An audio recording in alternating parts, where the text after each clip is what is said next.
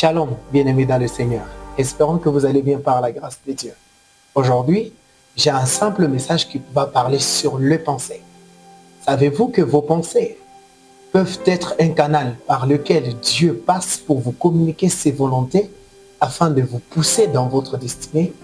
Et les mêmes pensées peuvent être un canal par lequel l'ennemi peut venir afin de vous troubler ou vous empêcher d'entrer dans votre destinée ou dans votre bénédiction. Et si vous voulez comprendre de quoi il s'agit, alors restez connectés, restez sur cette vidéo et je vous retrouve juste après ça. Le nom du Seigneur Jésus-Christ. Et nous sommes très très contents de vous savoir aujourd'hui. C'est tellement un grand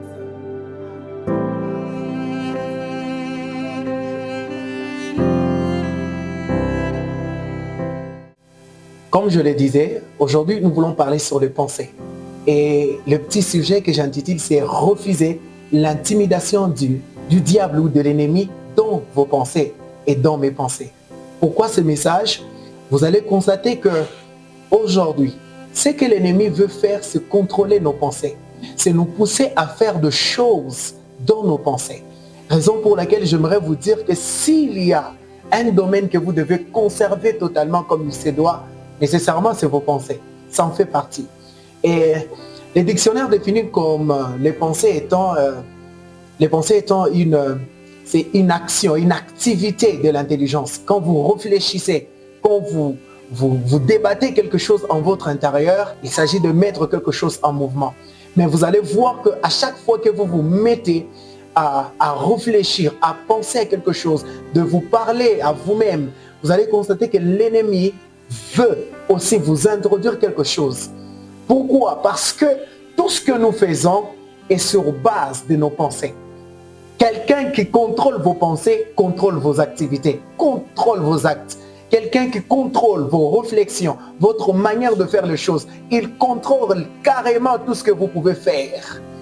Alors quelqu'un me dira, frère, es-tu en train de me dire que le diable entre dans mes pensées? Non. S'il y a une chose que l'ennemi est incapable de faire, c'est entrer dans vos pensées. Mais ce qu'il fait, c'est vous soumettre à sa manière de voir les choses. C'est pourquoi, si souvent, vous allez constater que si vous êtes seul, il y a une petite voix qui se déguise dans la voix de votre conscience pour vous commencer à vous dire des choses. Je vous donne un exemple très pratique pour que vous compreniez de quoi il s'agit. Au milieu de la journée, quelqu'un peut vous blesser.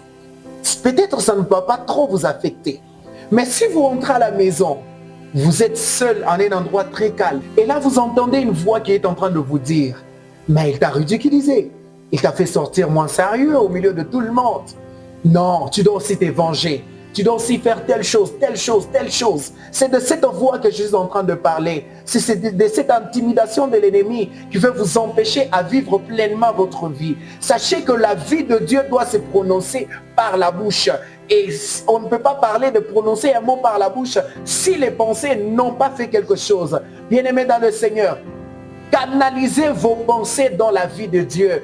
Canalisez vos pensées dans la joie de Dieu. Canalisez vos pensées dans la victoire de la croix. N'acceptez pas que les pensées négatives, les pensées de tristesse, d'amertume puissent couvrir votre cœur, puissent couvrir votre vie. Il y a beaucoup de personnes qui souffrent aujourd'hui des complexes d'infériorité, des complexes de supériorité, parce que le problème commence dans les pensées.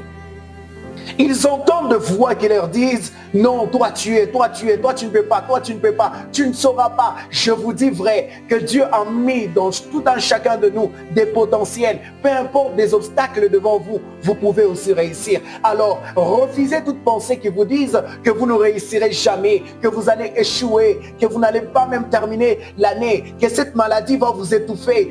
Ce n'est pas quelqu'un qui vous le dit, mais vous entendez une voix dans votre intérieur qui vous dit que cette maladie va te tuer, tu ne vas pas résister, tu vois, tu ne sais rien faire, tu n'as pas étudié, tu ne réussiras jamais, ce contrat, tu ne vas pas l'obtenir. C'est faux. La pensée de Dieu nous dit une chose, que notre Dieu a le projet de bonheur et non de malheur. Alors tout ce malheur qui est en train de ronger votre cœur ne vient pas de Dieu. Bien-aimés dans le Seigneur, vous devez savoir une chose, que si dans vos batailles intérieures, vous n'avez pas la victoire. Même dans vos batailles extérieures, vous allez finir par échouer. Si vous laissez le diable vous gagner intérieurement dans vos pensées, dans votre conscience, sachez que même à l'extérieur, quand vous serez face à des menaces, quand vous serez face à la maladie, quand vous serez face à des problèmes, à des difficultés, vous allez relâcher. C'est pourquoi j'aimerais vous apprendre ce soir ou ce matin, peu importe l'heure que vous me suivez, que déclarer la vie, même quand vous êtes seul, proclamez la vie de Dieu.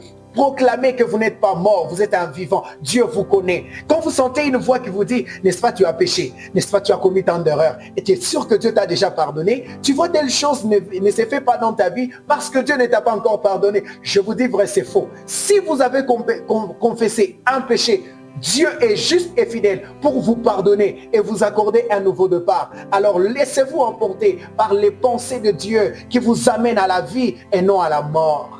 Bien-aimés, j'aimerais finir par ceci. Dieu est notre Père. Est-ce que vous êtes conscient ou consciente que Dieu est votre Père?